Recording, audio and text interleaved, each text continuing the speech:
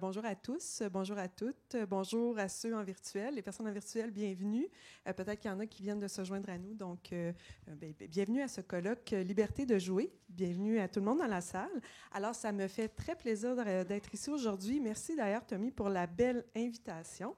Je suis en compagnie de mes collègues, donc Véronique Galland ici, qui est chef projet 100 degrés, Marie Spratt, qui est agente de communication. Alors, toutes les trois, on travaille pour l'organisation M361. M361, c'est une organisation qui travaille à la qualité de vie des Québécois et des Québécoises. Et on a plusieurs stratégies sociales partout au Québec pour y arriver. Et parmi ces stratégies sociales, nous avons l'initiative 100 degrés. 100 degrés, donc, réunit une collectivité de gens engagés partout au Québec qui travaillent à des environnements favorables pour une santé sociale et environnementale plus grande. Alors, nous sommes réunis à ce colloque qui s'intitule « Liberté de jouer » avec des conférences vraiment passionnantes, inspirantes. Merci à vous quatre pour les beaux propos, le beau contenu. C'était vraiment riche. Et le panel de maintenant, on a une belle heure à passer ensemble, 50 minutes en fait, pour approfondir davantage certains contenus. Mais avant d'aller vraiment dans les périodes de questions, parce qu'on a reçu des belles questions des gens virtuels et peut-être aussi dans la salle, donc via Mentimeter, mais avant vraiment d'aller dans ces questions-là, je vais pour les personnes qui se joignent à nous, je vais vous demander de récapituler un petit peu votre propos. Et je vais commencer tout de suite par... dans le fond, je vais commencer par Karine. Karine, qui est fondatrice, directrice générale de la garderie Nature. Karine, présente-nous un petit peu les bienfaits, en fait, dont tu nous as vraiment bien parlé ce matin. Les bienfaits de l'éducation par la nature. OK. Tu m'avais dit 3 mots. Moi, je t'ai dit 3 mots. Les 3 bienfaits principaux. OK. Admettons d'amener les enfants de jouer dans un milieu naturel riche, diversifié, qui va changer au cours des saisons, qui va changer des structures de le sol, la neige, la glace, ça va engager. Moi, je trouve ce que je vois à la garderie, c'est que les jeunes sont vraiment engagés dans leur jeu, puis pour une plus longue période. Puis il y a beaucoup l'aspect de collaboration que je vois beaucoup. Un autre avantage... tout l'aspect moteur, oui. Puis ce que j'avais nommé aussi dans ma conférence, l'aspect de bien-être. Puis ça, là, pour moi, c'est l'estime de soi et le bien-être général. Juste de se sentir bien, pour moi, c'est d'être disposé à des apprentissages, autant pour l'enfant, mais autant pour l'adulte qui accompagne, qui est plus disposé à avoir une meilleure interaction avec les enfants quand il est dans un état de bien-être. Je veux dire ça. C'est parfait. C'est des beaux bienfaits. Merci. Je vais poursuivre maintenant avec David. David, ce matin, tu étais avec ta collègue Marie-Christine et vous nous avez parlé de littératie physique. Est-ce que tu peux nous résumer en quelques mots la littératie physique? Donc, pour moi, c'est surtout les connaissances et la compréhension pour bouger dans un monde qui nous permet de communiquer avec les autres et interpréter notre environnement. Donc, c'est vraiment nos compétences motrices qui nous permettent de développer notre confiance et ensuite avoir la motivation d'être actif pour la vie. Donc, ça commence avec les habiletés motrices de base ou en ce qui concerne la Fondation Champion pour la vie. Merci. Merci, David. Je vais poursuivre avec Suzanne. Suzanne, tu es une experte de la psychomotricité, donc coordonnatrice et formatrice au Consortium québécois du développement des pratiques psychomotrices. Dans ta conférence, tu as abordé notamment l'aménagement des locaux pour favoriser le jeu libre des tout-petits. Alors, pour les personnes qui viennent de se joindre, tu nous as parlé, tu nous as montré des images d'une vidéo. J'aimerais que tu nous résumes brièvement l'aménagement des locaux, les grandes lignes, comment ça fonctionne pour être cohérent avec cette approche. Avec l'approche au couturier. Avec l'approche au couturier. Oui. Des bonnes pratiques d'aménagement. Oui. Les pratiques d'aménagement sont importantes parce que, dans le fond, quand le milieu n'est pas aménagé pour permettre aux enfants de jouer librement, le jeu libre, le jeu initié par l'enfant n'est pas possible. Dans la pratique au couturier, dans le fond, c'est une salle qui est aménagée. on essaie en permanence, de telle sorte qu'elle ne soit pas réaménagée à toutes les fois. Il y a des blocs mousse, il y a des équipements qui permettent à l'enfant de jouer, de vivre le plaisir de l'activité sensorimotrice, puis qui l'amène progressivement, parce que c'est du matériel polyvalent, qui est non symbolique, qui l'amène justement à développer ses propres jeux. Et les séances se terminent toujours par une histoire qui est racontée à l'enfant et un dessin libre. Donc, l'aménagement de la salle est fait en conséquence et pensé pour que les enfants puissent vivre dans cet espace-là puis avoir le plaisir de jouer.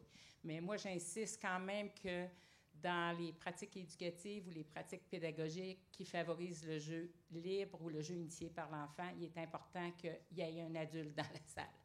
Et puis la qualification, la formation de ces personnes-là est un critère, selon moi, prépondérant. Excellent. Merci. On va d'ailleurs y revenir sur cela, l'importance de la présence de l'adulte. On a eu des questions à cet effet-là, fait qu'on va y revenir. Mais avant, Marie-Ève, j'aimerais qui est professeure à l'UQAM, Marie-Ève, j'aimerais que tu nous résumes brièvement les principes de la désactivation, donc l'approche dont tu nous as parlé ce matin. Oui, l'approche de désactivation, en fait, c'est fait pour essayer de soutenir autant les jeunes animateurs de camp de jour qui ont peu de formation sur le développement nerveux, le développement des qualités musculaires, cardiovasculaires, etc., les principes d'entraînement, de stimulation, de pédagogie, jusqu'à nos experts qui sont dans les milieux avec les jeunes. Comment facilement inclure les jeunes, comment facilement augmenter la participation des jeunes et aussi solliciter le développement des différentes composantes. Excellent. Merci pour ces beaux résumés. Maintenant, je vais commencer tout de suite avec un exercice pratique qui vise à peut-être à créer des liens entre vos 4 présentations. Bien, je vais vous demander, parce qu'on a certainement dans la salle et dans l'auditoire en virtuel des gens qui sont sur le terrain, donc qui sont vraiment personnels de l'éducation, gestionnaires de services de garde et autres. Je serais curieuse de vous entendre sur un lien commun peut-être dans tout ce que vous nous avez présenté ce matin. Est-ce qu'il y a des différences ou des similitudes dans toutes ces approches-là que vous trouvez vraiment important de relever pour notre compréhension? Et vous pouvez penser à des trucs très pratiques ou peut-être théoriques. Je sais, il y avait beaucoup tu nous parlais de cadre méthodologique, mais essayez peut-être de penser en fonction pratique. Donc, des différences et des similitudes. Qu'est-ce que ça pourrait vouloir dire? Je vous lance la question à vous 4. Après, j'aurai des questions plus précises pour chacun d'entre vous. Oui?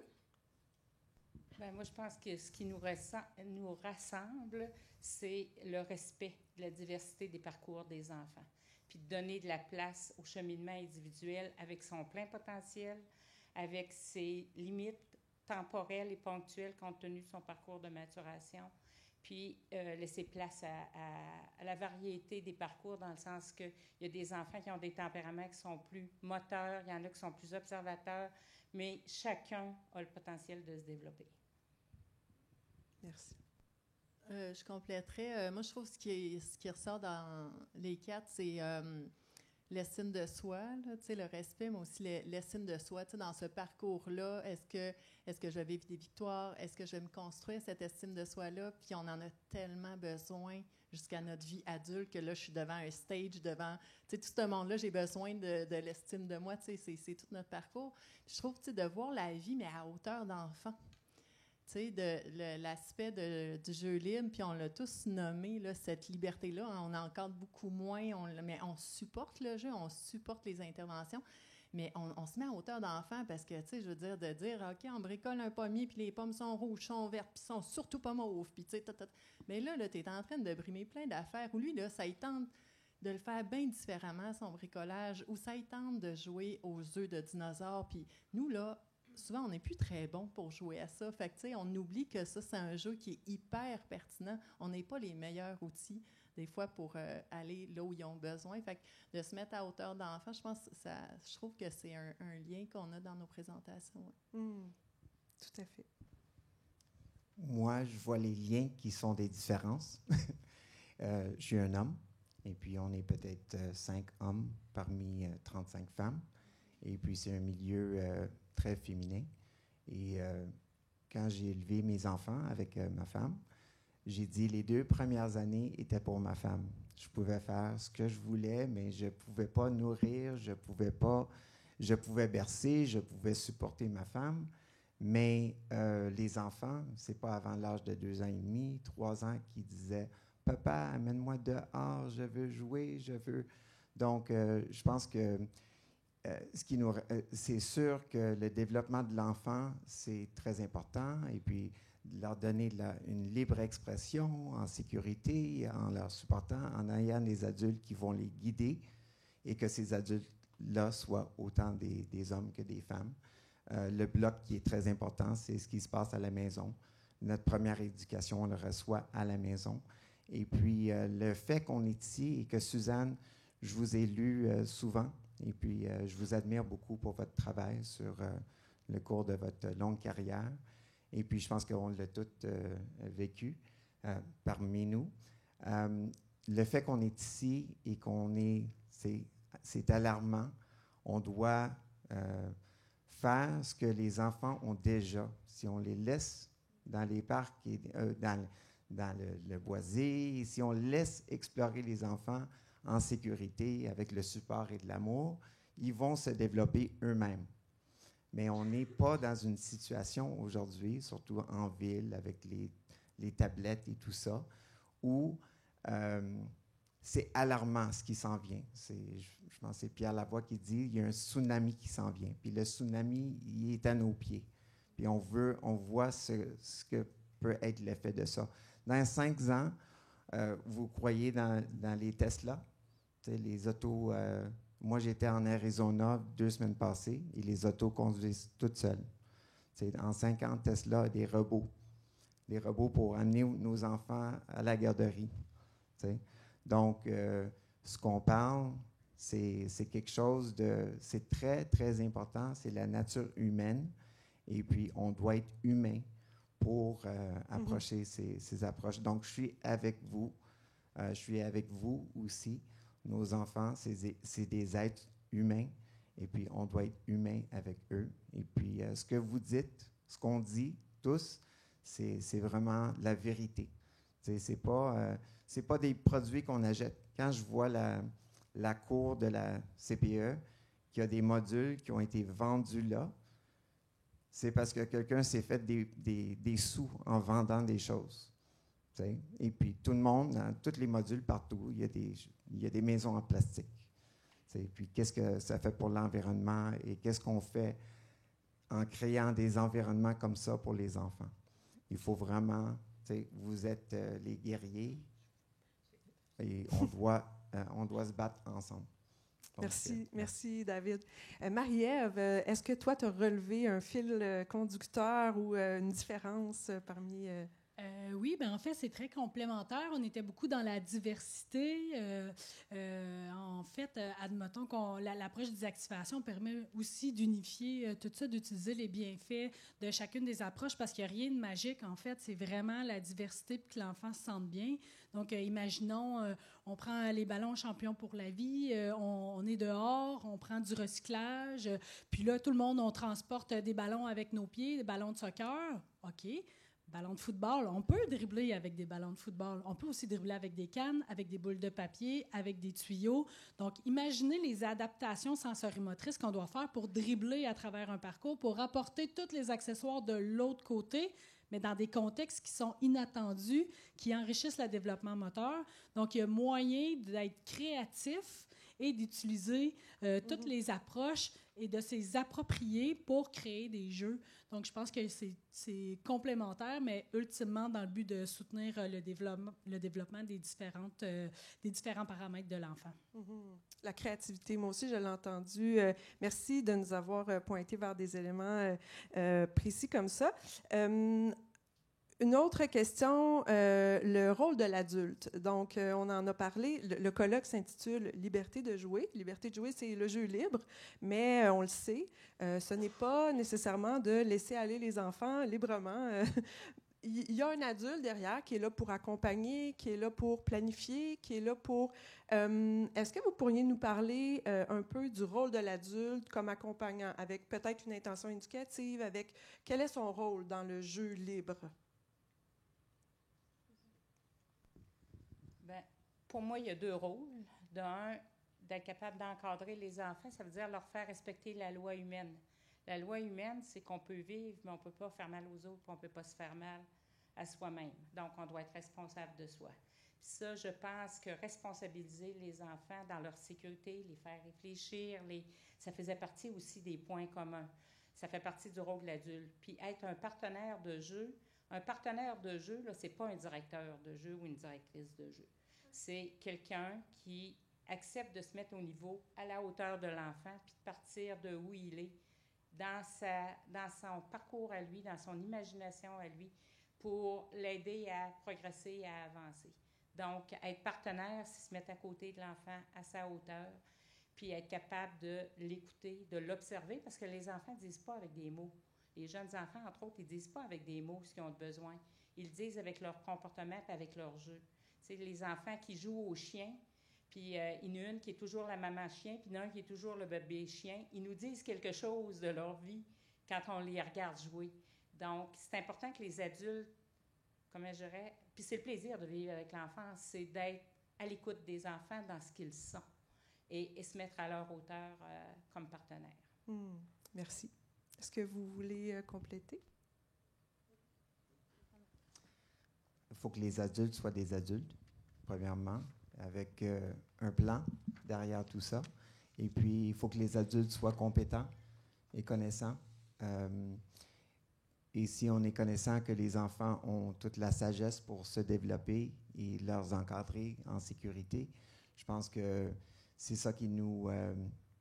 je crois que c'est important que l'adulte prend ses responsabilités et ses rôles envers la société pour développer nos enfants, pour qu'ils deviennent des personnes autonomes et ensuite qu'ils puissent travailler et aider les autres dans le futur. Merci. En pédagogie par la nature, il y a souvent ces rôles-là. Il y a le co-chercheur, là, le prêt 1 qu'on utilise beaucoup, nous, c'est le co-chercheur. On trouve un champignon, on trouve quelque chose dans la nature. On n'est pas capable de pousser le chariot avec des bûches, dans l'exemple que je donnais dans les photos.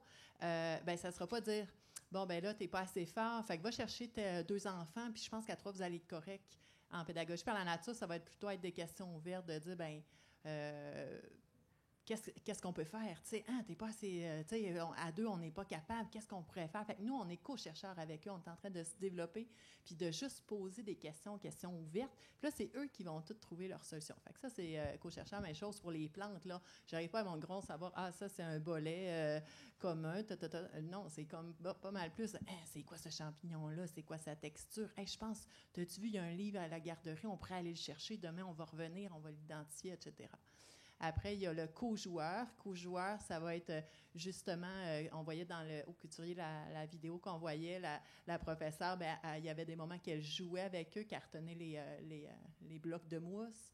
Ça peut être justement, des fois, on peut rentrer dans un jeu symbolique, il faut avoir un doigté pour ne pas prendre le contrôle, mais ça se fait aussi. Fait que c'est de co-jouer avec eux. Là. Fait que si on fait partie du groupe, comme adulte, souvent on est là, on n'est pas en grande hiérarchie, puis on s'installe en haut de tout ça, puis vous autres, vous jouez, et moi, je suis le maître de tout.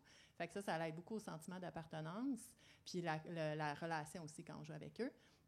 Parce que c'est un moment significatif, là, le jeu. Là. Quand ça monte, puis là, on sent qu'on est au milieu, là, il y a une synergie. Puis moi, il n'y a rien de mieux que de rire.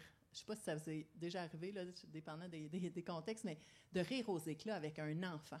Moi, là, ça me nourrit, mais rire, c'est pas comme « haha, je ris de ta blague », puis tu sais, non, rire aux éclats parce qu'on a vraiment catché en même temps la joke qu'on voulait faire à l'autre. Moi, là, ça me nourrit vraiment pour une semaine. Là. Puis l'autre affaire, l'autre, je me souviens jamais, mais moi, je l'appelle mon coup de baguette magique, là, c'est le metteur en scène. Le metteur en scène, c'est que... je prends l'exemple, admettons, le matériel libre. J'ai pas amené de photos de notre cours. On a 2 cours extérieurs. Il y en a une, c'est juste des matériaux libres, des planches, des blocs, des pneus, tout plein d'affaires. Puis là, j'ai retenu la hausse. J'ai bien aimé l'idée des hausses. C'est clair que je vais trouver, faire un appel aux parents des hausses percées, là.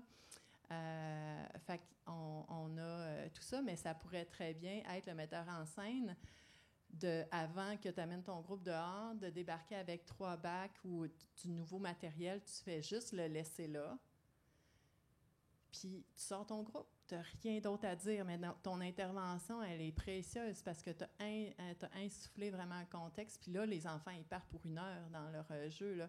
Tu sais, on peut aller plus loin en faisant les œufs de dinosaures, mais même sans l'intervention, ça se serait créé, cette synergie-là. Fait que ça, c'est le metteur en scène. Puis ça peut se faire aussi à l'intérieur. Tu sais, des fois, moi, je rentre dans une salle où les filles le font, là, tu sais, puis tu sais, tu fais une structure, tu impulses un peu, tu sais, tu mets une planche, tu sais, tu mets un peu de matériel libre dans un nouveau coin du local.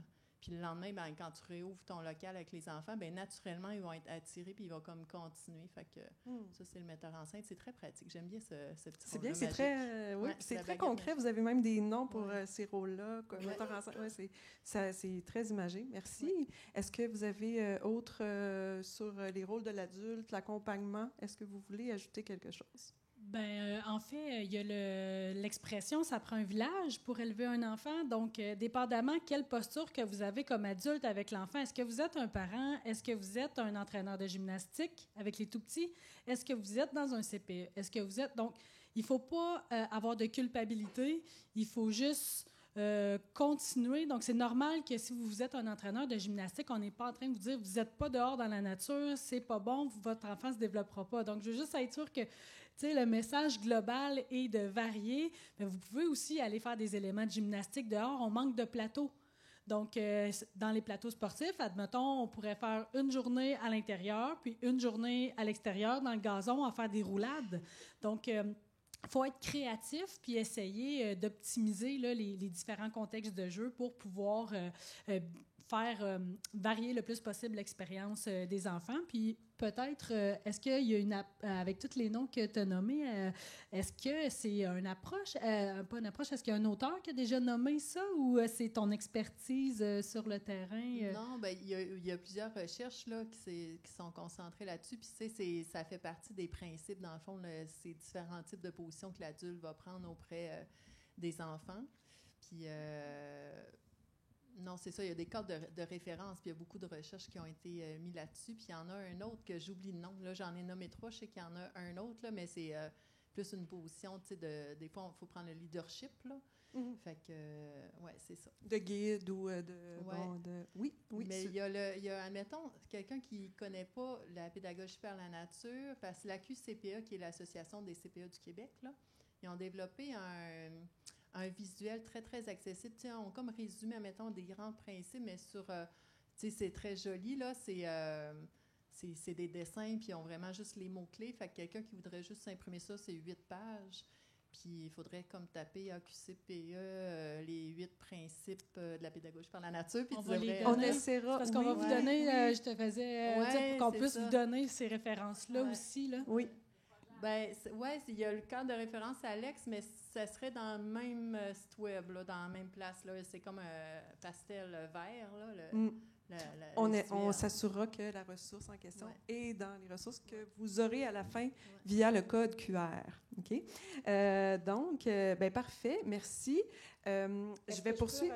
Oui, je m'excuse, Suzanne. Oui. Ben, peut-être juste pour rajouter là-dessus, parce que plus large que la pédagogie de la nature, il y a quand même les styles pédagogiques. Mm-hmm. Puis au Québec, là, ça fait au moins 40-50 ans qu'on étudie la pédagogie ouverte, une pédagogie qui donne plus de place, les styles d'intervention démocratique. Fait que ça fait partie de tout cet univers-là. C'est des termes... C'est pas seulement en éducation par la nature, on retrouve ça plus largement dans d'autres... Je dirais que les programmes québécois d'éducation préscolaire et d'éducation à la petite enfance reposent sur ces styles les approches expérientielles. Oui, sur ces styles pédagogiques-là aussi, où la relation de l'adulte, c'est une relation démocratique avec l'enfant. La dernière affaire que je voulais dire, se mettre à la hauteur de l'enfant, c'est accueillir l'enfant tel qu'il est.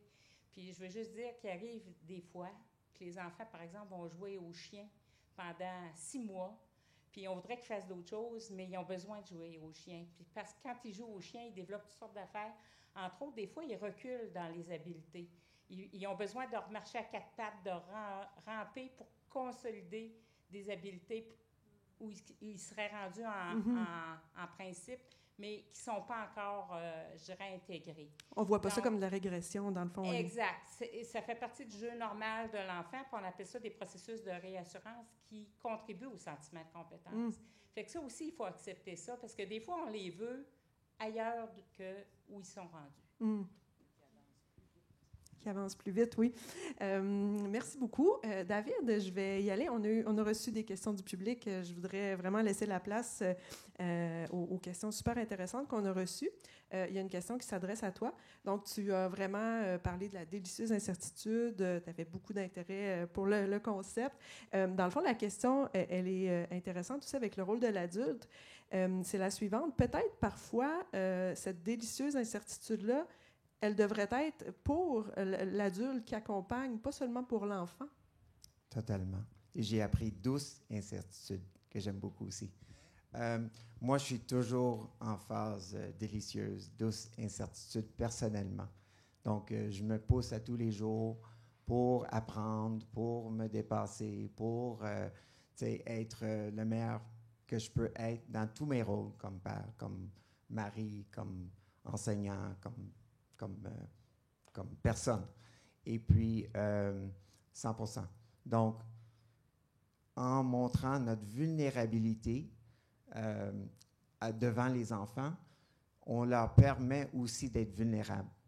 En montrant que, tu sais, on n'est pas toujours capable de tenir notre équilibre et de jouer avec eux, ça leur permet de jouer et de faire des erreurs.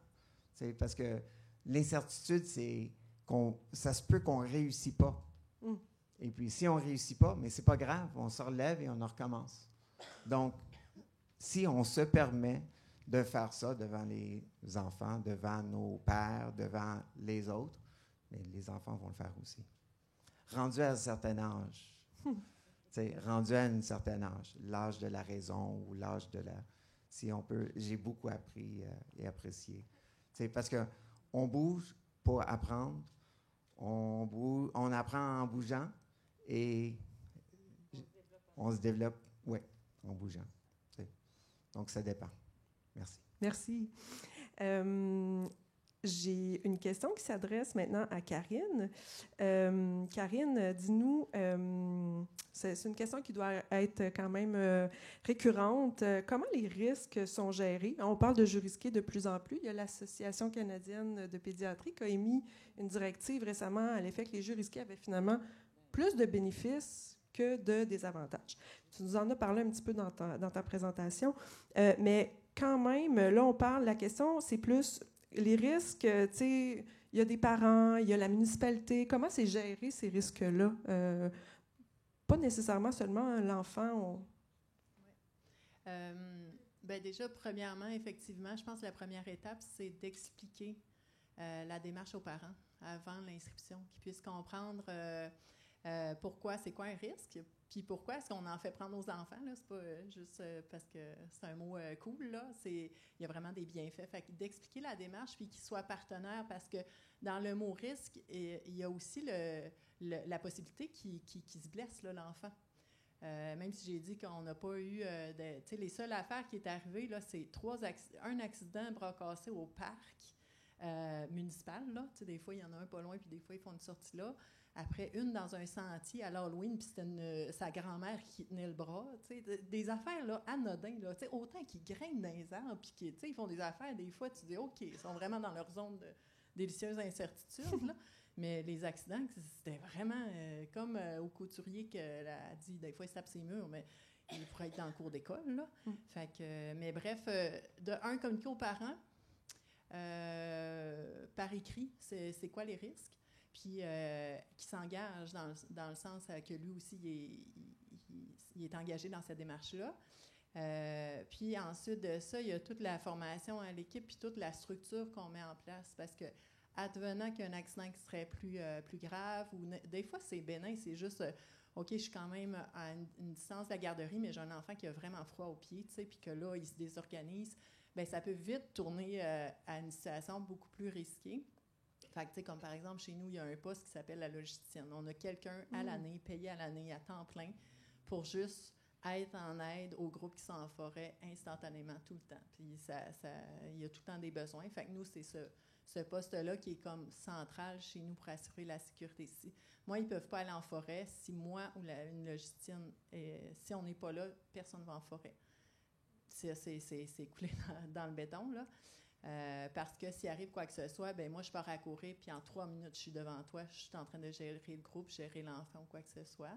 Tu sais, il n'est pas aussi écarté, même si on est en zone périurbaine, perdre un enfant, c'est un des risques souvent qu'on va avoir le plus peur parce qu'il est le plus difficile à gérer. Bien, ça nous est arrivé 6 fois qu'on a déclenché le code rouge et un enfant qui manque à l'appel. Et là, wow! Là, on a tout un protocole, puis c'est une vraie petite fourmilière. Là, ma gang, quand ça part, là, l'adrénaline, elle embarque, puis là, on met le protocole en place. Puis 5 minutes après, on a retrouvé l'enfant. Mais c'est des choses sur le nombre de sorties qu'on a fait à chaque jour, le nombre d'heures, le nombre d'enfants. On a quand même 80 enfants.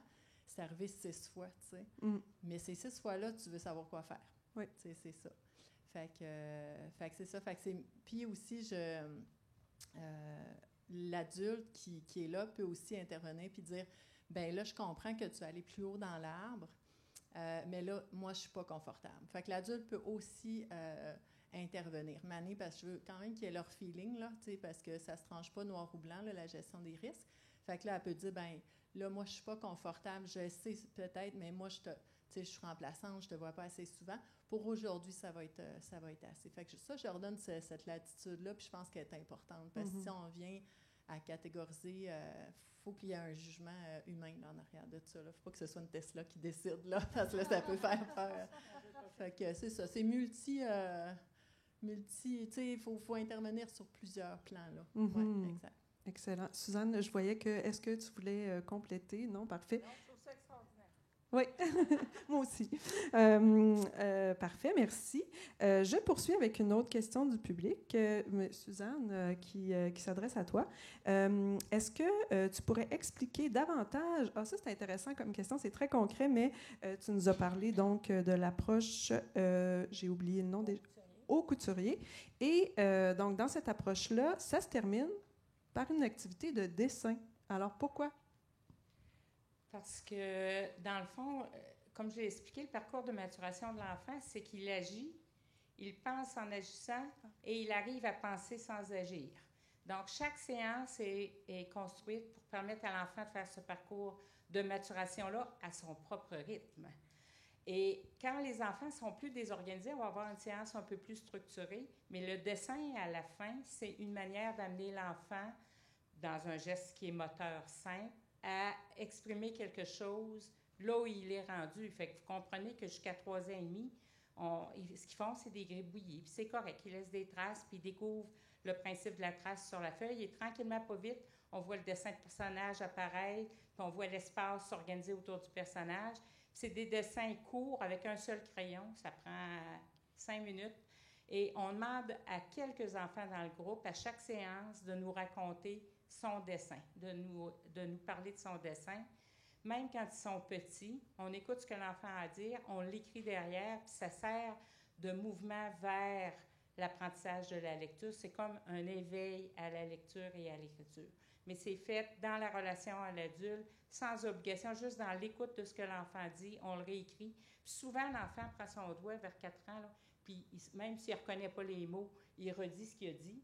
Puis il sait que c'est ça, lire. Donc, il a découvert que c'était la lecture. Fait que le but, c'est de terminer le processus.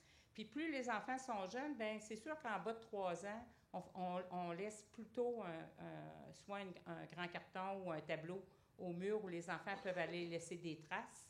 Puis on finit, avec les plus petits, on finit les séances par une ronde. Donc, juste tourner en rond en chantant. Puis ça me permet de dire qu'on oublie souvent la musique, le chant, dans la manière de faire bouger les enfants, entre autres pour les activer. Parce que pour les amener à courir, là, des enfants, c'est pas le jogging, là, mais mettez de la musique là, stimulante, puis ils se mettent tout le monde à danser parce qu'on a ça dans notre patrimoine génétique, puis dans toute notre culture. Donc, moi, je pense qu'il y a aussi des stratégies dans le faire bouger les enfants, qu'on oublie qu'ils sont de l'ordre du culturel, entre guillemets. On pense souvent au sport, mais le culturel, la musique, la danse, c'est des stratégies qui sont sous-utilisées pour faire bouger les enfants. Merci. Oui, on pourrait avoir des cuillères. Effectivement. C'est un beau rappel, merci. Maintenant, une question pour Marie-Ève. Donc, Marie-Ève, la question est la suivante. Que suggérez-vous pour sensibiliser les gestionnaires de milieux de garde à l'importance du jeu libre et à appuyer les éducatrices qui souhaitent expérimenter ce genre d'approche? J'aurais le goût de référer cette question à notre experte parce qu'elle a, avec son équipe, réussi à faire des changements, même gouvernementaux, assez importants dans la culture des CPE. Donc, je ne sais pas si c'est... Est-ce que tu es d'accord? Je ne veux pas faire un miroir, mais je pense qu'avant la retraite, ça serait important que son legs soit bien entendu. Bien, merci beaucoup, Marie-Ève, de me passer le bâton. Je peux dire deux choses, peut-être tu pourras compléter, mais de mon expérience, d'un, il y a un changement de culture qui s'opère progressivement, puis c'est long. C'est long parce que moi, ça fait depuis 1980 que je suis dans le milieu, fait que là, ça fait beaucoup de temps. Mais le changement s'opère progressivement, puis il faut y croire, puis il ne faut pas lâcher. Fait que tu parlais de guerrier, tantôt guerrière. Moi, je pense, en tout cas, être tenace, persévérant, ça, c'est une condition. Puis j'ai le goût de vous donner comme exemple au couturier, parce que j'ai aimé ça que tu dises, il faut sensibiliser les parents. Au début, quand on a installé au couturier à l'école Saint-Pierre, c'est la première école qui a installé ça de façon systématique dans son programme. Puis on rencontrait systématiquement tous les parents des enfants de maternelle, on leur expliquait la séance, pourquoi les enfants se mettaient pieds nus, parce que ça, déjà, enlever les souliers et les bas, c'était quelque chose. Puis pourquoi les profs allaient là, puis l'idée du risque aussi dans la pratique, parce que c'est une pratique où les enfants grimpent, sautent, roulent, puis ils prennent des risques à leur hauteur. Et maintenant, l'information est moins importante parce que dans le milieu où c'est implanté, les parents se le disent, les enfants en parlent, et la culture a changé. Fait qu'on a besoin de moins... Les écoles ont besoin d'en faire moins, les CPE, parce que ça s'est dit d'un parent à l'autre, ça s'est parlé, ça fait partie de la culture. Fait qu'une culture, ça change tranquillement. Puis moi, je dirais, pour aider le personnel, ça prend de la formation avec un accompagnement. Puis ça me permet de dire un message important parce que je trouve qu'on confond souvent information et formation. Information, là, on est noyé, submergé d'informations, mais ça ne veut pas dire qu'on est capable de se l'approprier puis de l'intégrer. Pour changer une pratique, il faut avoir une idée de ce qu'on veut changer, d'un. Il faut avoir du soutien. Il ne faut pas être remis en cause quand on fait un échec. On est comme les enfants. Si on se trompe puis qu'on se fait taper sur la tête, ben on va retourner dans nos anciennes habitudes. Si c'est difficile puis qu'il n'y a personne pour nous aider à trouver la voie de passage, on va tomber dans nos anciennes habitudes. Fait que pour changer, ça prend du soutien, ça prend un accompagnement, puis ça prend de la formation où on aide les gens à mettre en pratique ce qu'ils veulent introduire, puis à franchir les difficultés par de la pratique réflexive. Fait que moi, ça, c'est une recette. Ça prend du temps, c'est long, c'est lent, mais c'est sûr que c'est gagnant. Fait que c'est ça que j'avais le goût de dire sur ma petite expérience de ce qu'on a fait là, puis qui a permis quand même d'introduire la pratique au couturier dans une majorité de milieux ici au Saguenay-Lac-Saint-Jean. Merci. Donc, en fait, ça permet de vraiment amener la dernière question. On est presque à la fin déjà. La question, en fait, c'est une perspective d'avenir. Donc, on parle de formation, est-ce que autant comme société, comme communauté, comme professionnel ou comme parents, comment on peut encourager davantage le développement moteur et psychomoteur des tout-petits? Donc, peut-être dans une perspective de le premier plus petit pas. Hein? Là, on dit souvent, bon, qu'est-ce qu'on peut faire comme, c'est ça, pour l'avenir, un premier petit pas? Écouter les enfants, leur poser la question à eux. Qu'est-ce que tu aimerais? À quoi tu as le goût? Qu'est-ce que tu aimes? Qu'est-ce que tu n'aimes pas? Qu'est-ce qui te fait peur? Qu'est-ce qui te donne confiance? Qu'est-ce qui te fait sentir un super-héros invincible? Des fois, on passe avec notre tête d'adulte, hein, puis on essaie de transmettre, mais c'est eux, ultimement, quand on fait des focus group en marketing, qu'est-ce qu'on fait? On va parler à notre acheteur potentiel. Donc, ils sont là devant vous. Écoutez-les. Je pourrais dire ça, petit pas, très simple, qui ne coûte rien. Écoutez les enfants, les observer, voir comment ils nous expriment en jeu de chien ou en manifestation. Qu'est-ce qu'ils veulent nous dire?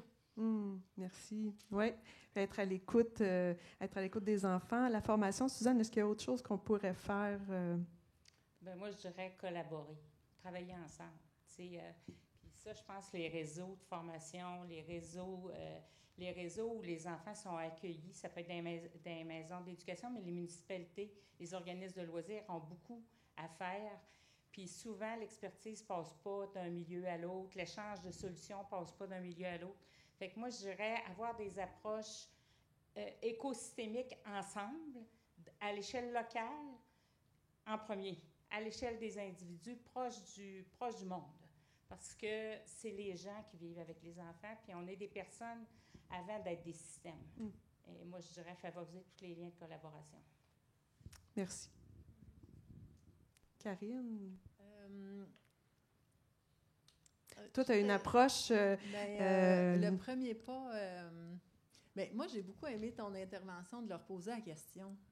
Puis, tu sais, des fois, moi, je leur dis, là, tu sais, une nouvelle qui va commencer. Si tu sais pas, là, t'es rendu où dans ta routine, là? Ben, demande au groupe. Ils vont tellement être fiers. Ils vont t'expliquer tout ça, là, puis ils vont en mettre, là, puis au final, là, tu sais, puis tantôt, on parlait après, je disais, mon Dieu, sa présentation, ça nous a tout fait revivre notre primaire. Puis moi, ce qui me vient en tête, là, c'est, tu sais, quand ils nomment les 2 capitaines, là, puis là, tu te demandes ta patate qui saute, je vais être la dernière choisie? Je veux dire, c'est absurde comment, je veux dire, quand est-ce qu'on s'est dit, hey, ça allait être une bonne idée pour l'estime de soi de créer des capitaines, puis que les derniers, eux autres, bon non, c'est pas grave, je suis vraiment au-dessus de tout ça. À 8 ans, j'ai tellement d'estime de moi, mais non, scène. Ouais. Fait que là, je me dis, parce que, en tout cas, chez les 4 ans, nous, on fait les cercles de connaissances, en tout cas, sans rentrer dans les détails, mais on cherche des solutions ensemble, c'est comme un moment qu'on s'assoit puis qu'on discute, mais tu sais, ça pourrait être, je trouve, ce qui me vient en tête, c'est se dire, OK, j'ai enseigné en éducation physique ou même avec des jeunes à présco. Bon, ben gang, vous pensez quoi de cette façon-là de décider des équipes?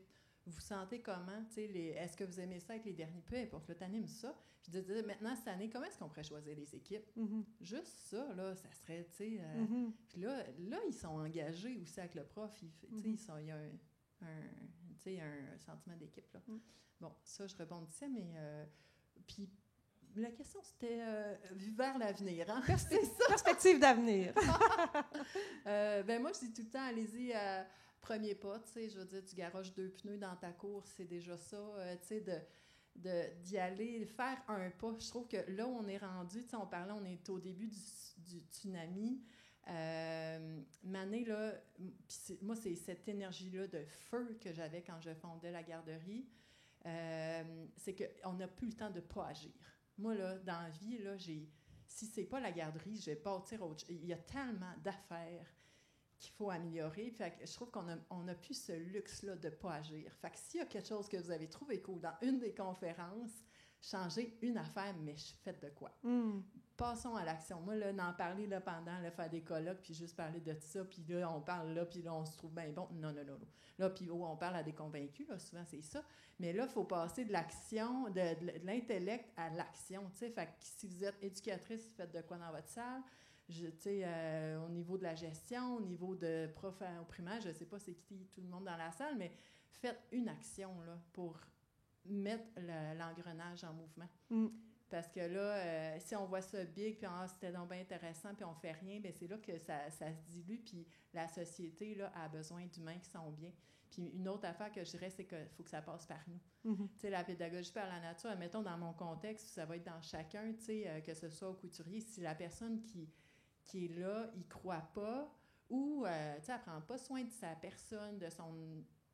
On est des modèles. Bref, ouais, c'est ça. De prendre soin de soi, d'y croire, puis d'être ambassadeur de ça. Fait que, ouais, c'est 2 trucs. Je vais aller sur ça, de prendre soin de soi pour créer l'environnement. Souvent, on voit au restaurant les enfants de 2 ans sur un téléphone en train de faire ça.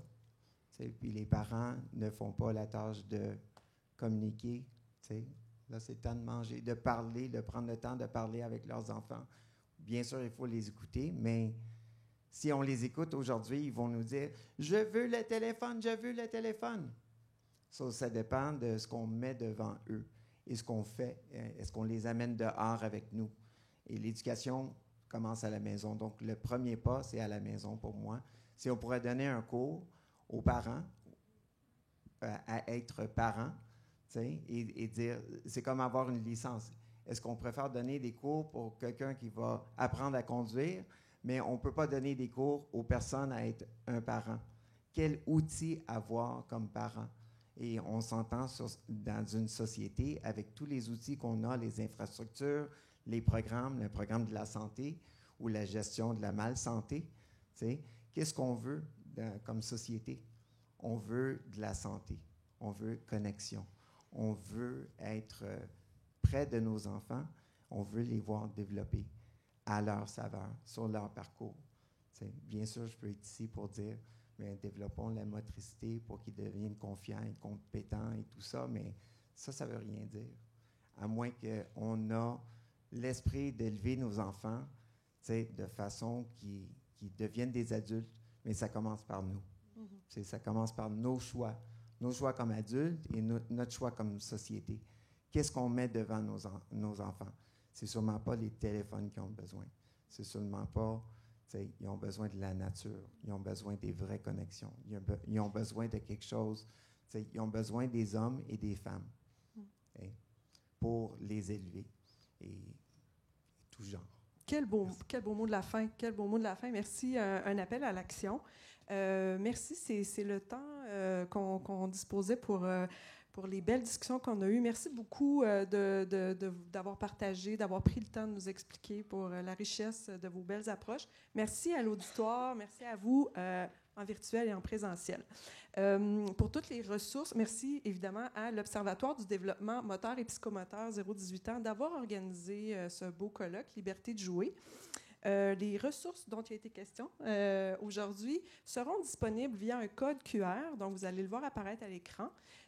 Donc, n'hésitez pas à aller continuer de vous inspirer et passer à l'action. Par ailleurs, j'en profite pour vous dire que, 100 degrés, nous avons une plateforme, on a parlé de formation, nous avons une plateforme sur laquelle il y a des outils, il y a des webinaires, il y a aussi des cours en ligne. Et donc, tout récemment, un cours sur le cadre de référence Gazelle et Potiron, donc qui vous intéressera sans doute, notamment sur le développement moteur. Donc, on vous invite à évidemment aller le visionner. C'est des micro-capsules de 5 minutes. Alors, voilà. Merci. Tommy, je te repasse la parole. Merci beaucoup. Je te confirme, David, que dans mes cours prénataux, dans le temps, il ne parlait pas de ce qu'on a parlé aujourd'hui. Je te confirme 100%. Pour le mot de la fin, je vais inviter France Tremblay, qui est notre présidente du comité administratif de l'Observatoire, pour vous expliquer certains petits points là, qui restent au niveau de la conférence. Donc, je vous la laisse. Merci, Tommy. Alors, bonjour tout le monde. Ça me fait plaisir d'être là. Quelle belle avant-midi inspirante. Merci beaucoup. Et j'aime beaucoup, on se met en action, Madame Gravel. On se met en action cette année. Alors, je veux vous remercier, tous les participants en ligne et en présence, d'avoir cru en nous, d'avoir pris tout cet avant-midi pour venir réfléchir avec nous, puis vous inspirer également dans vos pratiques et autres. Merci aux conférenciers. Je vais vous dire aussi que toutes les présentations qui ont été données ce matin vont être sur la plateforme web de l'Observatoire. Il y a aussi sur la plateforme web des grilles d'aménagement de cours extérieurs. Donc, si jamais l'idée vous intéresse, vous voulez donner suite, vous voulez qu'on vous soutienne dans ces cours, dans ces grilles-là, dans l'aménagement des cours extérieurs, ce sera un plaisir pour nous de le faire. Et je veux remercier aussi l'UQAC, 100 degrés, en mouvement Saguenay-Lac-Saint-Jean, de nous avoir permis à l'Observatoire d'organiser ce colloque ce matin. Alors, merci et bonne fin de journée.